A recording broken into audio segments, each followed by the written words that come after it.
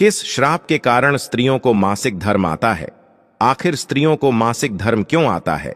मित्रों, प्रत्येक स्त्री को हर महीने मासिक धर्म तो आता ही है, पर आज के इस वीडियो में मैं आपको यह भी बताऊंगा कि स्त्रियों को किस श्राप की वजह से मासिक धर्म की पीड़ा होती है, और तो और मासिक धर्म के दौरान स्त्रियों को कौन से कार्य नहीं करने चाहिए। और दोस्तों, जब स्त्रियों को मासिक पीड़ा होती है तो कुछ लोग स्त्रियों को क्यों अछूत समझने लगते हैं। मित्रों, मैं आपको ये सब एक कथा के माध्यम से बताऊंगा कि आखिर स्त्रियों को मासिक पीड़ा क्यों होती है। तो मित्रों, चलिए जानते हैं आखिर किस श्राप के कारण स्त्रियों को मासिक धर्म आता है। नमस्कार दोस्तों, स्वागत है आप सभी का आपके अपने YouTube चैनल में। तो मित्रों, आइए इस कहानी के माध्यम से आपको समझाने का प्रयास करते हैं कि आखिर स्त्रियों को मासिक धर्म क्यों आता है। लेकिन उससे पहले, हे हरि विष्णु, जो भी दर्शक इस वीडियो को लाइक करे और चैनल को सब्सक्राइब करके कमेंट में जय माता लक्ष्मी नारायण लिखे, उन पर मां लक्ष्मी का आशीर्वाद हमेशा बना रहे, उनके घर में धन की कभी कोई कमी न रहे, उनका घर हमेशा खुशियों से भरा रहे। मित्रों, यदि आप इस वीडियो को पूरा देखते हैं और कहानी को ध्यान से सुनते हैं, तभी जाकर आपको पूर्ण तरीके से ये जानकारी मिल पाएगी कि आखिर किस श्राप के कारण स्त्रियों को मासिक धर्म आता है। इसलिए मित्रों, कहानी को पूरा ही सुने, क्योंकि मित्रों ये कहानी आपको एक नई जानकारी और बहुत अच्छी सीख देकर जाएगी। दोस्तों, एक बार मां लक्ष्मी भगवान विष्णु से पूछती हैं, हे प्रभु, आज मेरे मन में एक प्रश्न को लेकर शंका उत्पन्न हो रही है। प्रभु, इस विश्व जगत में केवल आप ही मेरे मन में उठ रही मेरी इस शंका का समाधान कर सकते हैं। मां लक्ष्मी जी की बात सुनते ही भगवान विष्णु जी कहें, हे प्रिय, तुम्हारे मन में जो भी प्रश्न है, जिसकी वजह से तुम्हें शंका हो रही है, वह तुम निसंकोच होकर पूछो।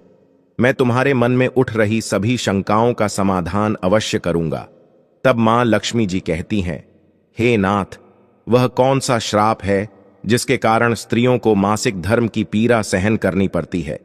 माता लक्ष्मी ने अपना दूसरा प्रश्न पूछते हुए कहा, हे प्रभु, एक स्त्री को मासिक धर्म में वो कौन से कार्य नहीं करने चाहिए जिससे वो अपने ऊपर लगने वाले पाप से बच सके?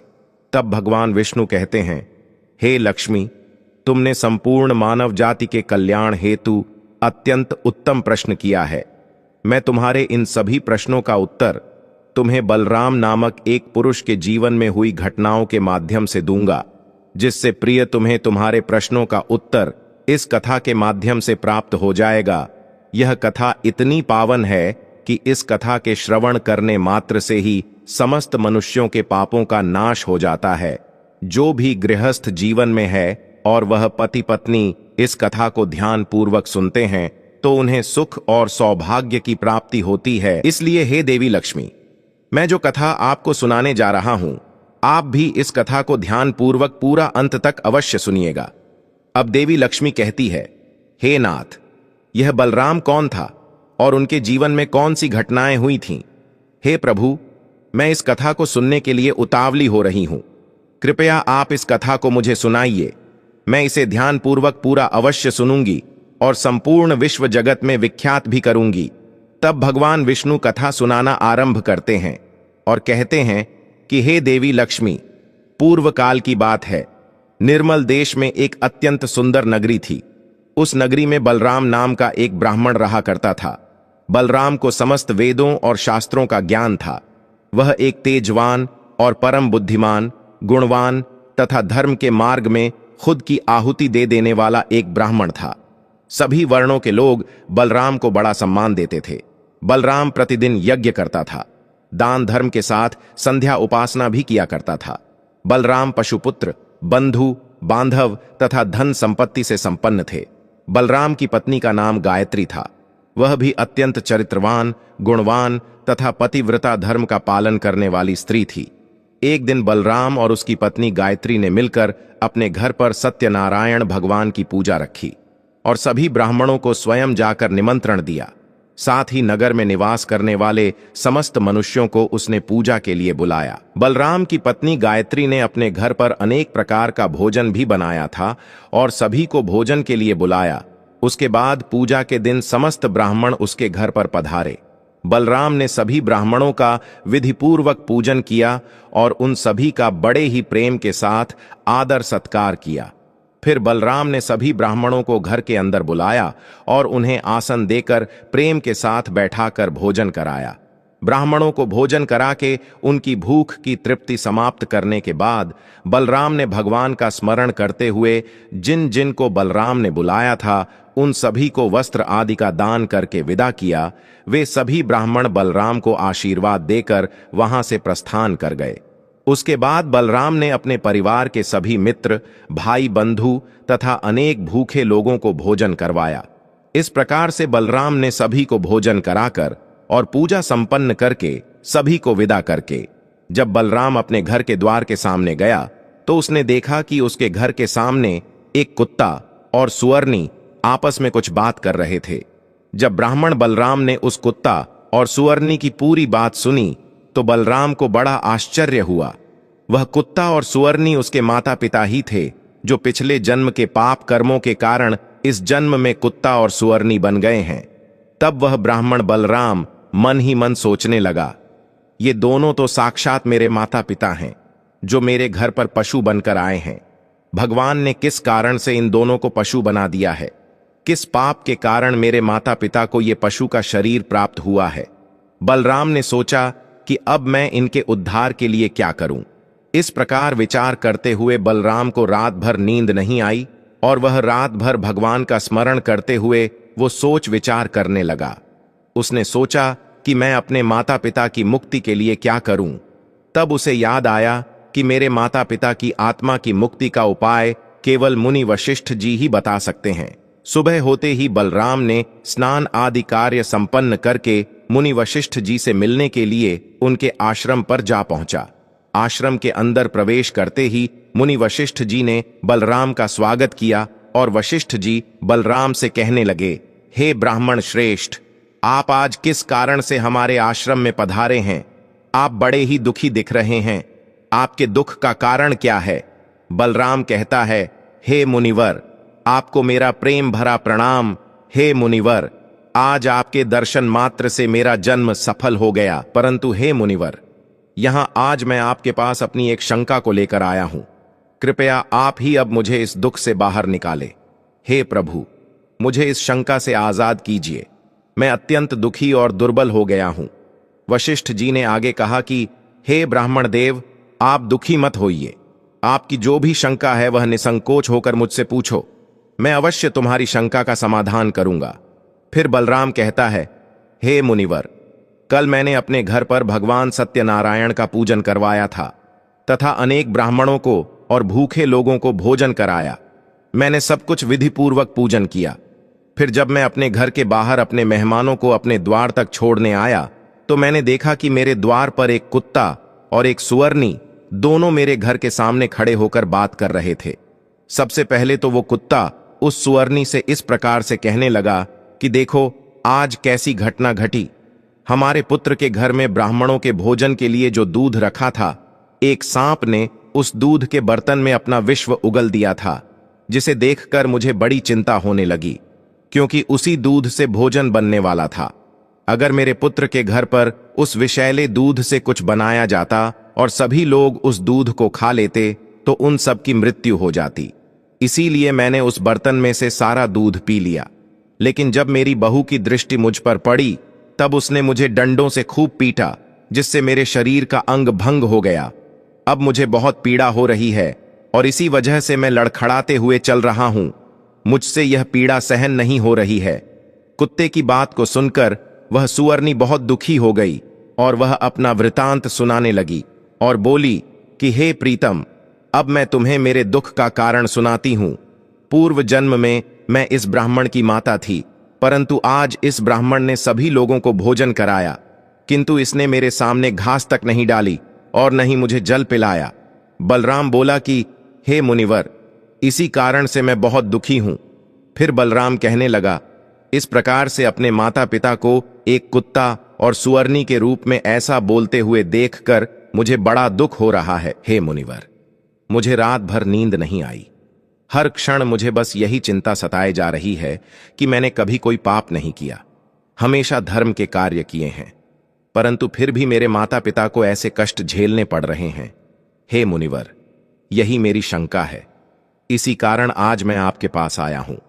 कृपया आप अपनी दिव्य शक्ति से पता करके मुझे बताइए कि किस कारण से मेरे माता पिता की ऐसी दुर्दशा हुई है और उनकी मुक्ति के लिए मुझे कौन सा कर्म करना होगा। तब मुनि वशिष्ठ जी ने ध्यान लगाते हुए वह सब कुछ देख लिया और उस ब्राह्मण के माता पिता के पूर्व जन्म के कर्मों के बारे में बलराम से कहने लगते हैं। हे ब्राह्मण, तुम्हारे माता पिता ने पिछले जन्म में घोर पाप किया है। उसी पाप कर्मों के कारण आज उनकी ऐसी दुर्दशा हुई है। बलराम कहने लगता है कि हे गुरुदेव, कौन से पाप के कारण मेरे माता पिता की ऐसी दुर्दशा हुई है? कृपया मुझे उसके बारे में विस्तार से बताने की कृपा करें, मैं जानना चाहता हूं। फिर मुनि वशिष्ठ जी कहते हैं कि हे ब्राह्मण, तुम ध्यान से सुनो। ये कुत्ता जो तुम्हारे पिता हैं, ये पिछले जन्म में बसंत नगर के श्रेष्ठ ब्राह्मण हुआ करते थे। इन्होंने एक दिन एकादशी का व्रत रखा, परंतु ये उसका पालन न कर सके और भोजन कर लिया था। एकादशी के व्रत के दिन तुम्हारे पिता ने दान धर्म भी नहीं किया। इन्होंने अपने द्वार पर आए हुए कुत्तों को कभी भोजन नहीं खिलाया। तुम्हारे पिता ने अपने पितरों का श्राद्ध भी विधिपूर्वक नहीं किया। तुम्हारे पिता ने पिछले जन्म में मासिक धर्म के दौरान ही तुम्हारी माता के साथ संबंध बनाया था और इसी पाप के कारण तुम्हारे पिताजी को इस जन्म में कुत्ता का जन्म मिला है। हे ब्राह्मण पुत्र, अब तुम अपनी माता के बारे में सुनो। तुम्हारी माता ने मासिक धर्म में होते हुए भी भोजन बनाया। मासिक धर्म के दौरान ही इसने भगवान की पूजा उपासना की, तुलसी को जल चढ़ाया। मासिक धर्म में होते हुए भी तुम्हारी माता ने भगवान को भोग लगाया। इसी कारण से इसे महापाप लगा है। मासिक धर्म के दौरान स्त्री 3 से 5 दिनों के लिए अपवित्र हो जाती है। मासिक धर्म के दौरान स्त्री को पूजा पाठ नहीं करना चाहिए, ना ही सत्संग करना चाहिए। प्रत्येक स्त्री को इन 3 से 5 दिनों में अपने बाल भी नहीं धोने चाहिए, इससे उसके पति की आयु कम होती है। मासिक धर्म के दौरान पेड़ पौधों को स्पर्श नहीं करना चाहिए। मासिक धर्म में स्त्री के साथ संबंध भी नहीं बनाना चाहिए। वह मुनिवर अब आगे कहते हैं कि जो पुरुष मासिक धर्म में स्त्री के साथ संबंध बनाता है, उसे ब्रह्म हत्या का पाप लगता है। जो पुरुष उस वक्त के समय में स्त्री के वस्त्रों को स्पर्श करता है, उसे भी पाप लगता है। मासिक धर्म स्त्री के शरीर में 3 से 5 दिनों तक ब्रह्म हत्या का पाप निवास करता है और 6वें दिन ही वह स्नान करके पवित्र हो जाती है। 6वें दिन स्नान करने के पश्चात स्त्री को अपने पति का मुख देखना चाहिए, अन्य किसी पुरुष का मुख नहीं देखना चाहिए। यदि पति समीप न हो तो सूर्य देव के दर्शन करने चाहिए। गुरु वशिष्ठ बलराम से कहते हैं, हे ब्राह्मण श्रेष्ठ, इसी पाप के कारण तुम्हारे पिता को कुत्ता और तुम्हारी माता को स्वर्णी का जन्म प्राप्त हुआ है। बलराम कहता है, हे मुनिवर, अब आप मुझे मेरे माता पिता की मुक्ति के लिए उपाय बताने की कृपा करें। तब वशिष्ठ जी अपनी दिव्य दृष्टि से इसका मार्ग भी देख लेते हैं और कहते हैं कि हे ब्राह्मण, तुम किसी भी अमावस्या के दिन अपने माता पिता की मुक्ति के लिए श्राद्ध तथा तर्पण करो और दान धर्म करो, गाय की सेवा करो, गौ माता को भोग खिलाओ और अपने माता पिता की मुक्ति के लिए भगवान से प्रार्थना करो।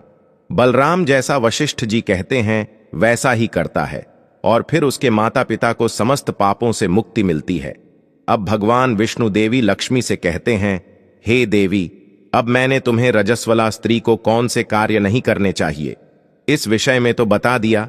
हे देवी, अब मैं तुम्हें यह बताता हूं कि किस श्राप के कारण प्रत्येक स्त्री जाति को मासिक धर्म की कठोर पीड़ा को सहन करना पड़ता है। तब मां लक्ष्मी जी बोली, हे नाथ, आपके इस प्रश्न के उत्तर से प्रत्येक स्त्री जाति की रक्षा होगी। मैं स्वयं उनके साथ रहकर उनको इस विषय में मार्ग प्रदान करूंगी। तब भगवान विष्णु कहते हैं, हे देवी, ठीक है, मैं तुम्हें इस प्रश्न का उत्तर भी दे देता हूं। प्राचीन में कालकेय नाम का एक प्रसिद्ध दानव हुआ करता था। दानव होने के कारण उनका स्वभाव दानवीय प्रवृत्ति का था और वो हमेशा ही युद्ध करने के लिए तत्पर रहते थे। फिर अचानक से एक दिन सभी दानव वृत्रासुर दानव के साथ मिलकर स्वर्ग लोक पर आक्रमण करने लगते हैं। उन असुरों के पास भयंकर शक्तिशाली अस्त्र खंजर थे, जिसका सभी देवता सामना नहीं कर सके और स्वर्ग लोक से भागकर ब्रह्मदेव के पास आ गए और फिर उन्होंने ब्रह्मा जी को सब कुछ कह सुनाया। तब ब्रह्मदेव ने उन्हें असुरों को परास्त करने का उपाय बताते हुए कहा, हे इंद्र, तुम इसी क्षण महर्षि दधीचि के पास चले जाओ। वे तुम्हें अपनी शरीर की हड्डियों से तुम्हें अस्त्र शस्त्र प्रदान करेंगे और तुम उन्हीं अस्त्रों का प्रयोग करके वृत्रासुर का वध कर सकोगे। फिर सभी देवता महर्षि दधीचि के आश्रम पर जाते हैं और वे सभी उनसे प्रार्थना करते हैं और महर्षि दधीचि से अस्त्र प्रदान करने की विनती करते हैं। फिर संसार के कल्याण के लिए महर्षि दधीचि अपने ही शरीर की हड्डियों से अस्त्र का निर्माण करते हैं। उन्हीं अस्त्रों में से एक वज्र नाम का अस्त्र होता है, जिस अस्त्र को देवराज इंद्र धारण कर लेते हैं और फिर से सभी देवतागण वृत्रासुर के साथ युद्ध करने के लिए निकल जाते हैं। उसके उपरांत देवताओं और दानवों के बीच भीषण युद्ध होता है। सभी देवता आकाश में दानवों से युद्ध करने के लिए एकत्रित हो जाते हैं, उन सभी पर प्रहार करने लगते हैं। कई दिनों तक इस प्रकार से दैत्यों और देवताओं के बीच में भीषण युद्ध चलता है। फिर देवराज इंद्र और वृत्रासुर आमने सामने आ जाते हैं। दोनों के बीच युद्ध होता है और देवराज इंद्र अपने वज्र का प्रहार करके वृत्रासुर को मार डालते हैं। उसके शरीर में एक ब्रह्म हत्या वास करती थी। वह उस दानव वृत्रासुर की मृत्यु होते ही उसके शरीर से ब्रह्म हत्या बाहर निकलती है और इंद्र का पीछा करने लगती है। फिर वह ब्रह्म हत्या देवराज इंद्र के शरीर में प्रवेश कर लेती है, जिससे इंद्र को ब्रह्म हत्या का पाप लगता है। देवराज इंद्र ब्रह्मदेव के पास जाते हैं और उनसे ब्रह्म हत्या से छुटकारा पाने का उपाय पूछते हैं। ब्रह्मदेव उस ब्रह्म हत्या को इंद्र के शरीर से निकलने की आज्ञा देते हैं और वह ब्रह्म हत्या इंद्र के शरीर से बाहर निकलकर ब्रह्मदेव से कहने लगती है, हे परमपिता ब्रह्मदेव, अभी तक मैं वृत्रासुर के शरीर में निवास कर रही थी, क्योंकि उसने अनेक ब्राह्मणों की हत्याएं की थीं। जब इंद्र ने वृत्रासुर की हत्या की तो मैं इंद्र के शरीर में वास करने लगी। अब आप ही मुझे कोई उचित स्थान दीजिए जहां पर मैं रह सकूं। फिर ब्रह्मदेव कहते हैं, ब्रह्म हत्या मैं तुम्हें उचित स्थान देता हूं। ब्रह्मदेव ने ब्रह्म हत्या के 4 भाग कर दिए और कहा, ब्रह्म हत्या, तुम्हारा 1/4 भाग अग्नि के भीतर रहेगा, क्योंकि जो भी मनुष्य अग्नि को आहुति नहीं देगा तुम उसके शरीर में प्रवेश कर लेना। ब्रह्मदेव ने फिर कहा कि तुम्हारा दूसरा 1/4 भाग जल के भीतर रहेगा। जो भी जल में थूकेगा अथवा जल में मल मूत्र का त्याग करेगा तुम उसके शरीर में प्रवेश करोगे। फिर तीसरा 1/4 भाग पेड़ पौधों और वृक्षों के भीतर रहेगा। जो भी मनुष्य अकारण ही वृक्षों को काटेगा उसे भी ब्रह्म हत्या का पाप लगेगा। उसके बाद ब्रह्मदेव ने अप्सराओं को बुलाया और कहा, हे अप्सराओं, इस ब्रह्म हत्या का 1/4 भाग तुम ग्रहण करो। फिर अप्सराएं कहने लगी, हे प्रभु, अगर आपकी यही आज्ञा है तो हम इसे आपकी आज्ञा से ग्रहण करने के लिए तैयार है, किंतु हमें भी इससे मुक्ति का कोई उपाय बताइए। फिर ब्रह्मदेव कहने लगे कि हे अप्सराओं, जो भी पुरुष मासिक धर्म में स्त्री के साथ संबंध बनाएगा उसके अंदर यह ब्रह्म हत्या प्रवेश कर जाएगी। इस प्रकार से ब्रह्म हत्या के 4 भाग हुए, एक अग्नि में, दूसरा जल में, तीसरा वृक्षों में और चौथा स्त्रियों के अंदर प्रवेश कर गया। उसी ब्रह्म हत्या के भाग के कारण स्त्रियों को मासिक धर्म आता है। जो भी पुरुष मासिक धर्म के दौरान स्त्रियों को स्पर्श करता है अथवा उनके साथ संबंध बनाता है उसे ब्रह्म हत्या का पाप लगता है। अब आगे भगवान विष्णु कहते हैं, हे देवी, इस प्रकार से मैंने आपको स्त्री के रजस्वला होने के पीछे की कथा और रजस्वला स्त्री को कौन से कार्य नहीं करने चाहिए इसके विषय में बता दिए हैं। अब माता लक्ष्मी कहती हैं, हे प्रभु, आज आपने मुझे बहुत ही महत्वपूर्ण ज्ञान दिए हैं। मैं भी आपको वचन देती हूं, जो भी स्त्री मासिक धर्म के दौरान पूजा पाठ करेगी, पति के साथ संबंध रखेगी, उसके घर में मैं प्रवेश नहीं करूंगी। तो मित्रों, यही कारण है कि मासिक धर्म के दौरान किसी भी स्त्री को छूना पाप माना गया है। मासिक धर्म के दौरान स्त्रियों को यह कार्य नहीं करने चाहिए। मित्रों, मैं उम्मीद करता हूं ये जानकारी आपको जरूर पसंद आई होगी। दोस्तों, यदि आपको यह वीडियो पसंद आई हो तो प्लीज आप इस चैनल को सब्सक्राइब अवश्य करें, वीडियो को लाइक करें और दोस्तों सच्ची श्रद्धा से कमेंट में जरूर लिखें, जय श्री हरि विष्णु, जय श्री राम, जय हनुमान, साथ ही देवों के देव हर हर महादेव सदैव आप पर अपनी कृपा बनाए रखे। प्रिय मित्रों, अगर आप सभी ने वीडियो को यहां तक देखा है तो वीडियो को यहां तक देखने के लिए आपका दिल से धन्यवाद। जय श्री राम।